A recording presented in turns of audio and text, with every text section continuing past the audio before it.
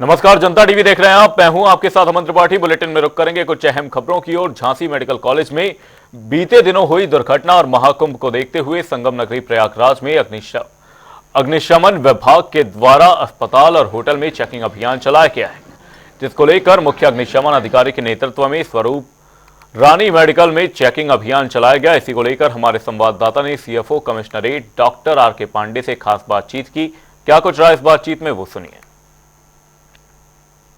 को लेकर जहां अब अग्निशमन विभाग के द्वारा चेकिंग की जा रही है। बता दें, जिला अस्पताल में आज ये पूरी तरह से चेकिंग करी जा रही है, क्योंकि आगामी कुंभ में जहां पर श्रद्धालु आएंगे और ऐसे में कई लोग को उपचार की जरूरत पड़ती है। हमारे साथ सीएफओ प्रयागराज है। जी बताइए, आज आप लोग निर्देशन में यहाँ पर चेकिंग अभियान चलाया, क्या खास बात है? हाँ, हम लोग जो झांसी में मेडिकल कॉलेज में घटना हुई है उसी को दृष्टिगत रखते हुए सभी अस्पतालों को चेक कर रहे हैं। हम लोग चिल्ड्रेन हॉस्पिटल भी चेक किए, इसके बाद स्वरूप रानी सबसे बड़ा हॉस्पिटल है यहाँ का, इसकी सारी अग्निशमन व्यवस्था हम लोग चेक कर रहे हैं। जैसे कि झांसी में घटना हुई और शहर में यहाँ सबसे बड़ा आयोजन पूरे विश्व का होने जा रहा है महाकुंभ, उसको दृष्टिगत करते हुए किस तरह से? हाँ, महाकुंभ को देखते हुए हम लोग जितने हॉस्पिटल्स हैं, बर्थ यूनिट है, जितने हैं उनको भी चेक कर रहे हैं। हमारा लगातार अभियान 2 दिन से चल रहा है। हम लोग लगभग 80 हॉस्पिटलों को, प्राइवेट और गवर्नमेंट को चेक कर चुके हैं। और चेकिंग के साथ साथ किस तरह से प्रशिक्षित किया जाएगा उन्हें के जो अगर कोई ऐसी होती है अपनी घटना तो उनसे लड़ा जा सके? इनके कर्मचारियों को हम लोग प्रशिक्षित कर रहे हैं और 3 दिन का हम लोग कोर्स भी चला रहे हैं अपने फायर स्टेशन पर।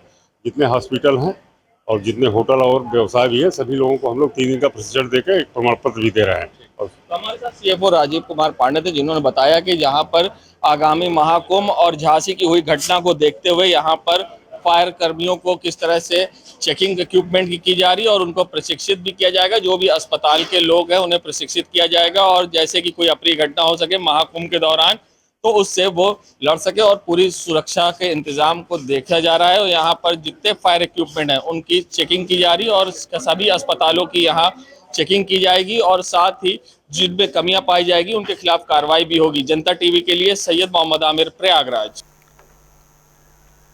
आवास विकास परिषद वृंदावन में कई आवासीय योजनाओं के साथ साथ आईटी सिटी और ट्रेड कन्वेंसिंग सेंटर लाने जा रहा है। इसके लिए मुख्यमंत्री योगी आदित्यनाथ से भी सहमति मिल चुकी है, जो 32 एकड़ में बनने जा रहा है। बता दें कि इस कन्वेंसिंग सेंटर के बनने से जहां एक तरफ कई युवाओं को रोजगार मिलेगा तो वहीं दूसरी तरफ पूरे प्रदेश के लोगों को भी इसकी सुविधा का लाभ मिलेगा। इसी को लेकर हमारे संवाददाता ने आवास आयुक्त डॉक्टर बलकार सिंह से खास बातचीत की। सुनिए उन्होंने क्या कुछ कहा है। वृंदावन में और अवध विहार में क्या क्या जो है आवास विकास परिषद उनके विकास को लेकर के कार्य करने जा रहा है, इन सभी पर हम बात करेंगे। आखिरकार हमारे साथ में बात करने के लिए आवास विकास परिषद के आयुक्त डॉक्टर बलकार सिंह, हम उनसे पूछेंगे। सर, आम लोगों को इंतजार है, पूरे प्रदेश के लोगों को इंतजार है कि आवास विकास कुछ बड़ी योजनाएं लाएगा, उसका जहां एक तरफ लोगों को रोजगार मिलेगा और कहीं ना कहीं तमाम सुविधाएं भी मिलेंगी। खास तौर से जैसा कि जानकारी मिली है वृंदावन में और अवध बिहार में क्या क्या योजनाएं आवास विकास परिषद लाने जा रहा है? देखिए, इसमें अभी तक जितनी भी सरकारी संस्थाएं हैं, चाहे एलडीए हो चाहे आवास विकास परिषद हो, तो इसमें लखनऊ में काफ़ी वर्षों से भूखंडों के आवंटन की कार्रवाई नहीं हो रही थी। तो उसी के दृष्टिगत आवास विकास ने पिछली बार एक प्रीमियम भूखंड स्कीम लाए हैं, जिसमें लगभग 400 के आसपास प्लॉट्स हैं। तो वो एक गेटेड कॉलोनी है और उसका विज्ञापन भी हमारा जा चुका है और लोगों के उसमें रजिस्ट्रेशन आ रहे हैं। उसी तरह से फिर हम एक कर रहे हैं इसमें अवध विहार में, एक सेक्टर में है लगभग 300-400 प्लॉट के आसपास और 300-400 प्लॉट्स हमारे और हैं। हमारा इसके पीछे मंशा यही है कि कुछ एक तो जल्दी थोड़ी बसावट हो, क्योंकि इतनी जो प्राथमिकता लोगों की फ्लैट्स की तरफ नहीं रहती है, तो इसलिए वहाँ पर लोगों की बसावट होगी तो जल्दी से हम अपनी कॉलोनीज़ को विकसित कर पाएंगे। एक इसी तरह से नई जेल, जो न्यू जेल रोड कॉलोनी है, उसमें भी हम लोग उसका लेआउट लगभग फाइनल हो गया और नए साल पे हम उसमें विज्ञापन उसका जारी करेंगे। उसके साथ साथ काफ़ी जो हमारी ज़मीन है वहाँ पर उसका, जहाँ पर आपका डिफेंस एक्सपो लगता है, उसमें माननीय मुख्यमंत्री जी की अध्यक्षता में 2 बार मीटिंग हो चुकी है। उसमें international trade and convention centre, exhibition centre बनाने की उसमें सैद्धांतिक सहमति प्राप्त हो गई है। माननीय मुख्यमंत्री जी ने जो इसमें निर्देश दिए थे उनका पालन कराते हुए द्वारा आगे की कार्रवाई की जा रही है। तो मैं समझता हूं कि वो लगभग 32 एकड़ में बनेगा और उसके आसपास होटल होंगे और ये एयरपोर्ट के बहुत पास है, तो इससे पूरे एक क्षेत्र में जो वृंदावन और अवध विहार का जो एरिया है एयरपोर्ट के आसपास होने के कारण इसमें काफ़ी विकास आएगा और जो बाकी कॉमर्शियल भूखंड वगैरह हैं उनकी बिक्री भी हमारी बड़ी तेज़ी से हो रही है। उसके साथ साथ अभी क्योंकि यहाँ पर हमारे पास लगभग 200 एकड़ के आसपास ज़मीन है जो हम कर सकते हैं विभिन्न कार्यों के लिए, तो उसमें परिषद में भी इस पर विचार विमर्श है कि हम एक IT सिटी यहाँ पर बनाएं, क्योंकि नया जो हम IT सिटी का यदि प्लान करते हैं वो जगह शहर से थोड़ी दूर पड़ती हैं और काफ़ी वर्ष लग जाते हैं, लेकिन यहाँ पर हमारा पूरा इंफ्रास्ट्रक्चर सब बना हुआ है तो हम IT से जुड़ा हुई सब कामों को करते हुए एक IT सिटी हम बहुत ही जल्दी इसमें करने वाले हैं। तो कुल मिलाकर के अवध विहार या वृंदावन ये जो एरिया है हमारा, क्योंकि इधर सब ये मॉल भी है और अंचल टाउनशिप भी है, इधर PGI सामने है, ट्रोमा सेंटर भी है, एयरपोर्ट बहुत पास है, तो और ये जो हमारा पूरा प्रयागराज का जो लखनऊ से प्रयागराज 4 लेन बन रहा है तो उधर से आने वाले लोगों को भी बहुत कन्वीनियंट है ये। तो मैं समझता हूँ कि यहाँ पर काफ़ी जो वर्षों से जो ज़मीन हमारी है हम उसका सदुपयोग करेंगे और यदि IT सिटी बनता है तो क्योंकि अब लखनऊ शहर भी काफ़ी विकसित हो गया है और यहाँ पर जो प्रदेश के सेंटर और IT सिटी बनने पे जो है रोजगार तो मिलेगा ही, साथ साथ जो है यहाँ पे जो है तमाम जो है चांसेस मिलेंगे और लोगों को तमाम सुविधाएं मिलेंगी। प्रदेश के जो भी IT से जुड़े हुए युवक और युवतियां हैं वो लोग अपने ही प्रदेश में रहते हुए रोजगार कर सकेंगे और हम इसको बड़ा जल्दी कर सकते हैं। तो इसलिए इससे बहुत ही फ़ायदा प्रदेशवासियों को और लखनऊ वासियों को और एक शहर का जो एक रुतबा है लखनऊ का as compared to other cities जहाँ IT का अच्छा काम हुआ है तो हम इसमें जल्दी कर सकते हैं। बात करने के लिए धन्यवाद। तो 32 एकड़ में जो है कन्वेंशन सेंटर का निर्माण आवास विकास परिषद द्वारा किया जाएगा। खुद इस पर मुख्यमंत्री योगी आदित्यनाथ ने भी जो है सहमति दे दी है। साथ ही साथ जो IT सिटी का भी जो है जो हब है वो लखनऊ में बनेगा, वृंदावन में, इसको लेकर के भी हरी झंडी मिल चुकी है। यानी आने वाले दिनों में लखनऊ के साथ साथ पूरे उत्तर प्रदेश के जो युवक युवतियां हैं उनके लिए IT सिटी यहाँ पर हब बनने जा रहा है। एक रोजगार का अवसर इनको यहाँ के जरिए मुहैया होगा। कैमरा पर्सन आशीष के साथ मैं अंकुश जायसवाल, जनता TV, लखनऊ। महाकुंभ 2025 के लिए अखाड़ों के भूमि आवंटन का कार्य शुरू हो गया है। पहले दिन सन्यासी यानी शैव परंपरा के 7 अखाड़ों और अग्नि अखाड़ों के साथ ही उदासीन संप्रदाय के 3 अखाड़ों को मिलाकर कुल 10 अखाड़ों को जमीन आवंटित कर दी गई है। तो वहीं दूसरी ओर जमीन आवंटन के दूसरे दिन वैष्णव अखाड़े के निर्वाणी अनी अखाड़ा दिगंबर निर्मोही अनी अखाड़ा को जमीन आवंटित की गई है। इसी को लेकर हमारे संवाददाता ने महंत गोपाल जी निर्वाणी अनी अखाड़ा और विवेक चतुर्वेदी अपर मेलाधिकारी महाकुंभ से बातचीत की, सुनिए। तीनों वैष्णव अखाड़ों को भूमि आवंटित की जा रही है मेला प्राधिकरण की ओर से और ऐसे में तीनों अन्य अखाड़ों को आज ज़मीन आवंटित की गई है। हमारे साथ निर्वाणी अखाड़े के महंत गोपाल जी हैं, हम उनसे बात करेंगे। महाराज जी, आज ये तीनों अन्य अखाड़ों को, वैष्णव अखाड़ों को ज़मीन आवंटित कर दी है, इससे पहले 10 अखाड़ों को कर दी गई है, तो किस तरह से आप लोगों को ज़मीन मिली, क्या व्यवस्थाएँ हैं, किस तरह से आप सब? अभी प्रयागराज का जो महापर्व है, महाकुंभ पर्व, बहुत समीप आ रहा है। 13 जनवरी से कुंभ मेला चालू हो रहा है। उसके उपलक्ष्य में 8 दिन पहले हम लोगों ने भूमि का निरीक्षण किया था। आज भूमि आवंटित हो रही है तीनों वैष्णव अखाड़ों को। इसमें निर्वाणी अनी अखाड़ा, दिगंबर अनी अखाड़ा, निर्मोही अनी अखाड़ा को जमीन आज प्राप्त हो गई।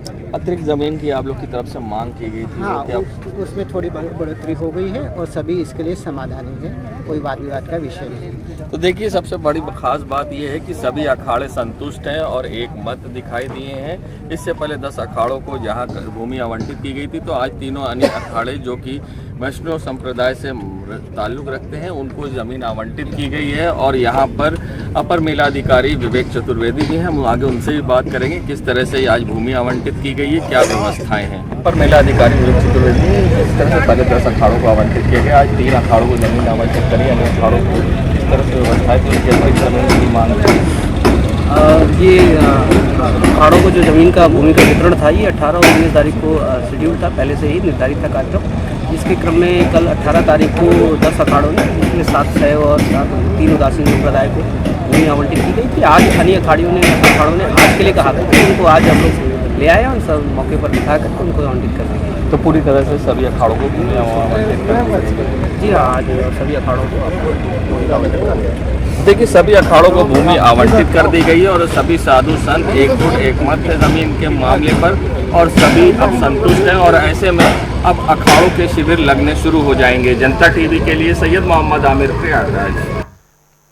वहीं महाकुंभ मेला के लिए दमकल विभाग सुरक्षा के कुछ नए उपाय ला रहा है। इनमें fire fighting motor bike, ETV और ऊंची दक्षता वाले क्विक रिस्पांस गाड़ियां शामिल हैं। इसके अलावा आपात स्थिति में पानी की सप्लाई सुनिश्चित करने के लिए मेला मैदान पर हर 40 मीटर पर हाइड्रेंट लगाए गए हैं। साथ ही फायर पोस्ट और फायर स्टेशनों की संख्या भी बढ़ा दी गई है। इस रिपोर्ट में देखिए। उत्तर प्रदेश के प्रयागराज में अगले साल होने वाले महाकुंभ मेला के लिए दमकल विभाग सुरक्षा के कुछ नए उपाय ला रहा है। इनमें fire fighting motor bike, ETV और ऊंची दक्षता वाले क्विक रेस्पॉन्स गाड़ियां शामिल हैं।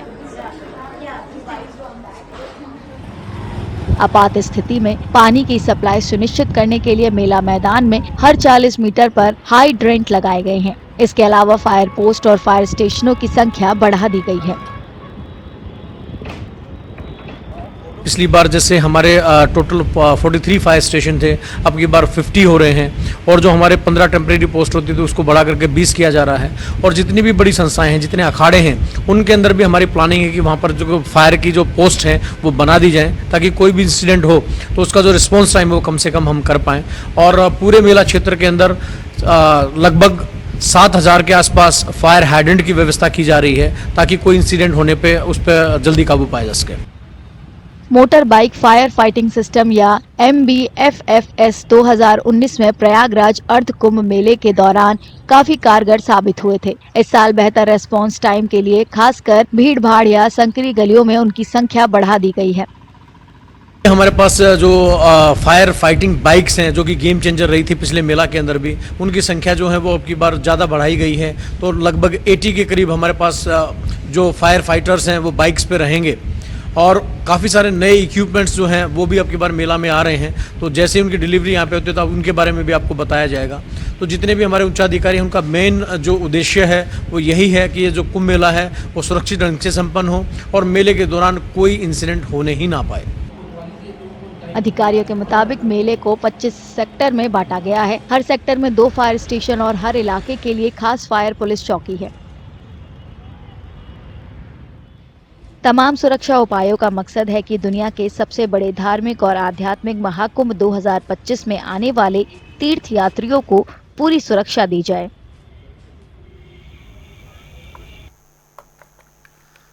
रुक करेंगे ताबड़तोड़ खबरों की ओर। आगरा में बढ़ते वायु प्रदूषण को लेकर स्वास्थ्य विभाग की एडवाइजरी जारी, बिना मास्क लोगों को घर से बाहर न निकलने की सलाह। आगरा में पंचायत सम्मेलन का आयोजन, पंचायत स्तर पर सर्विस डिलीवरी के सुदृढ़ीकरण पर हुई चर्चा। केंद्रीय पंचायती राज मंत्री प्रोफेसर एसपी सिंह बघेल समेत कई लोग रहे मौजूद। शाहजहांपुर में पुलिस को मिली बड़ी कामयाबी, खेत की मेड़ पर लकड़ी गाड़ने के विवाद में एक युवक की हत्या करने वाले आरोपियों को किया गया गिरफ्तार। बिजनौर में गुलदारों के दस्तक से वन विभाग अलर्ट, वन विभाग की टीम ग्रामीणों को कर रही जागरूक। कानपुर में रोडवेज बस और ट्रक की आमने सामने टक्कर, दुर्घटना में दोनों ड्राइवरों की मौके पर हुई मौत।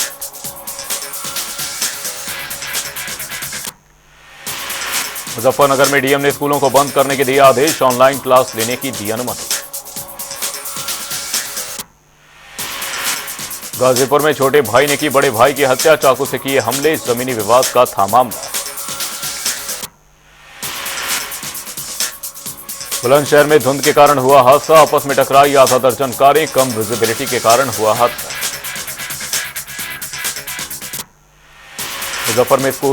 मुजफ्फरनगर में स्कूल बस लोडर से टकराई, 6 छात्राएं गंभीर रूप से घायल, अस्पताल में कराया गया भर्ती। कन्नौज में बेखौफ चोरों ने हॉस्पिटल में की चोरी, लाखों की मेडिकल उपकरण और मशीनें की पार, सूचना पर पहुंची पुलिस मामले की जांच में जुटी।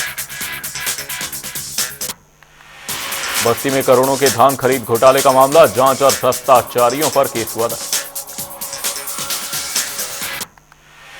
अलीगढ़ में NH-34 पर कोहरे के चलते दर्जनों गाड़ियां आपस में टकराई, 20 लोग हुए घायल, सूचना पर पहुंची पुलिस मामले की जांच में जुटी।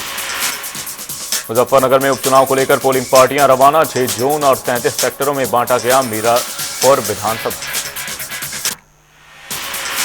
आगरा में मंच पर जगह न मिलने से भड़के विधायक। पंचायती राज सम्मेलन का हुआ था आयोजन। वीडियो सोशल मीडिया पर वायरल। रायबरेली में प्रधानमंत्री मोदी को अपशब्द कहने के मामले ने पकड़ा तूल। ग्रामीणों ने एसपी ऑफिस पहुंचकर किया प्रदर्शन। एसपी से की कार्रवाई की मांग।